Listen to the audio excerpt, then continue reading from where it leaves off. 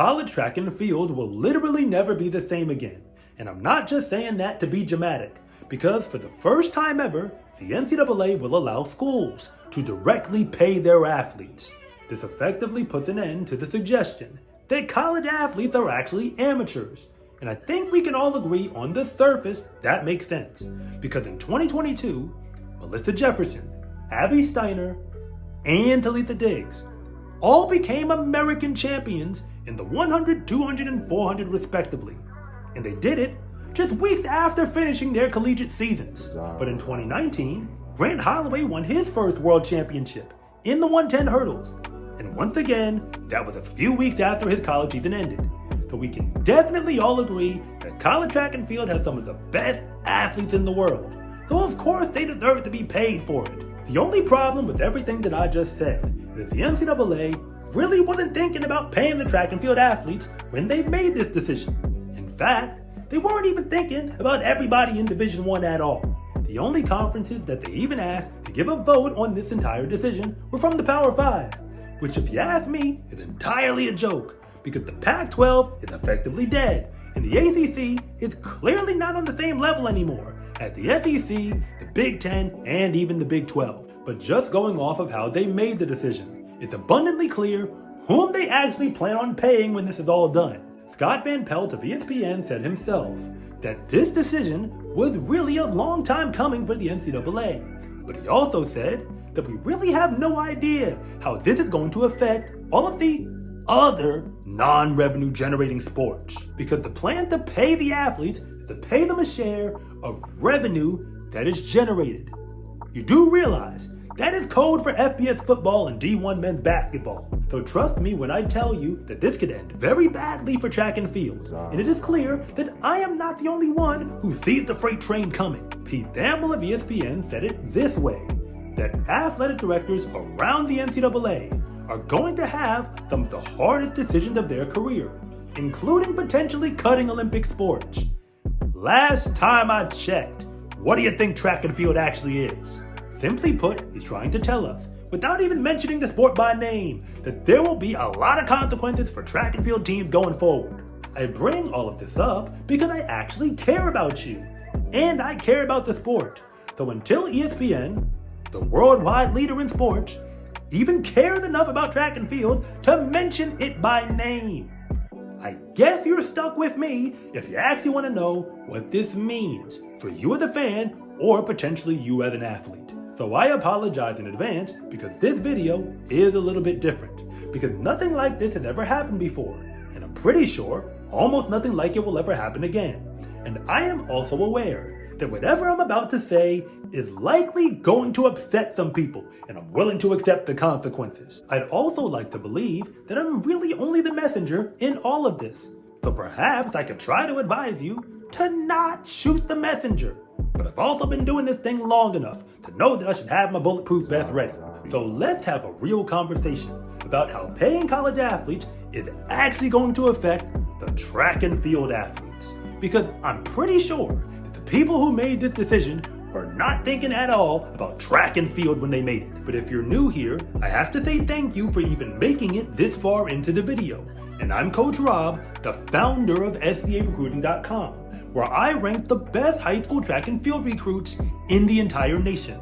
And if anything that I say actually connects with you, it is always greatly appreciated if you would please like and subscribe. But if I don't, just let me know in the comments section, because I try to read them all. What the NCAA just did is actually a two-part decision.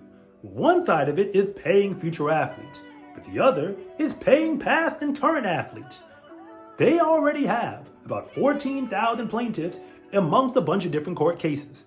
And they're going to pay those athletes out about $2.7 billion across the next 10 years. All those court cases are for athletes who believe that the NCAA was blocking their ability from making money potentially from their name, image, and likeness. NIL, that's what we call it. So let us just assume, even though I know this ain't the actual truth, that in that 14,000 athletes, track and field is adequately represented.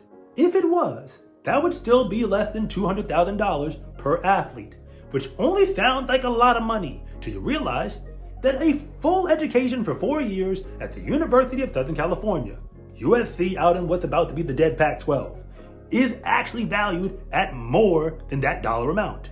Would you consider that at least half of their team isn't receiving any athletic scholarship aid? Because, well, track and field doesn't give full ride scholarships for most of the team. You might as well just send it to the financial aid office anyway, because it's pretty disrespectful to call that payment in the first place. But to be clear, I'm very well aware that's not actually what's happening with those payments. Track and field athletes are probably going to see very little bit of that money, if at all. But beyond that, where did that $2.7 billion come from anyway? And I know what you're thinking, that the NCAA has a whole bunch of money that they make on the backs of the athletes.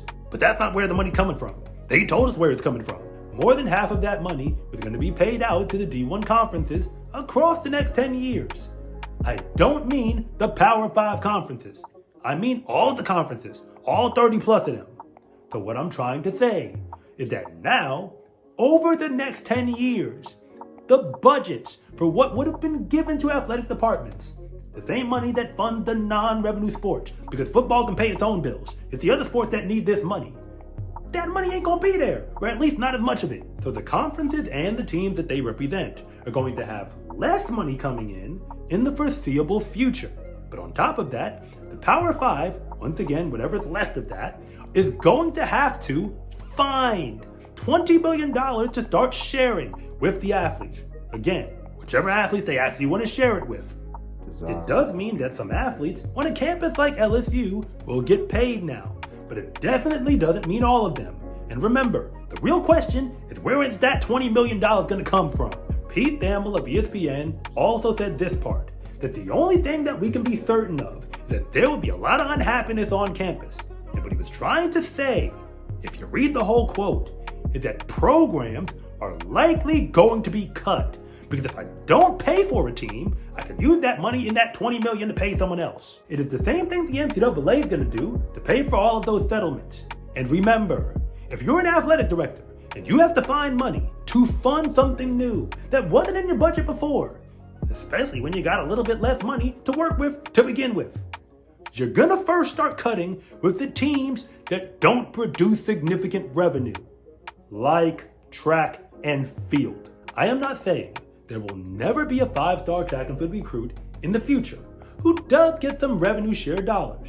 I personally do see the benefit of the University of Georgia Bulldogs finding some revenue share money for an athlete like Christian Miller, who is the #1 track and field recruit in the class of 2024 across all of the events, aside from going on to compete at the Olympic trials in the 100-meter dash this season. But history is telling us that if track and field athletes get any money at all, it's going to be way less than whatever football and basketball actually get.